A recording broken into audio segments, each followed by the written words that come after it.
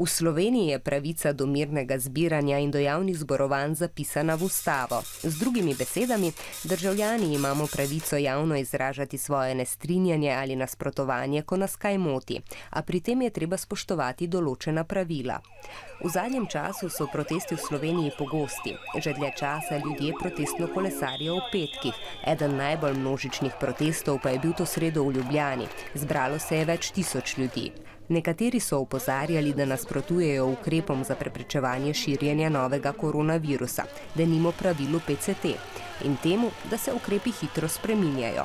Drugi so prepričani, da novi koronavirus sploh ne obstaja, a to ne drži. Virus SARS-CoV-2 znanstveno dokazano obstaja in povzroča koronavirusno bolezen, zaradi katere ljudje tudi umirajo. Na protestu je bilo tudi veliko nasprotnikov cepljenja. Nekateri zbrani pa so opozarjali, da cepljenje ni dobro organizirano, saj je najverjetneje zaradi zapletov po njem ta teden umrla mlada ženska. Cepljenje sicer dokazano znatno zmanjša verjetnost za težji potek koronavirusne bolezni, a v nekaterih zelo redkih primerih se pojavijo tudi stranski učinki, ki se lahko tragično končajo.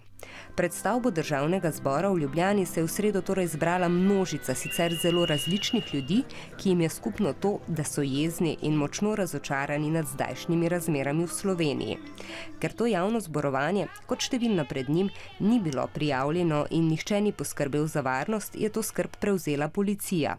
Množica je najprej protestirala pred Državnim zborom, potem pa se je kar po cestišču odpravila do ljubljanske obvoznice. Tako protestniki niso le mirno protestirali, ampak so svojim shodom in vedenjem ogrožali tudi svoja življenja in življenja drugih.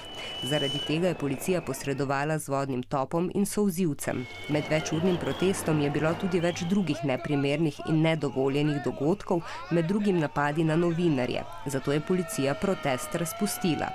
Torej, ljudje imamo pravico mirno protestirati, nasilje pa ni dovoljeno.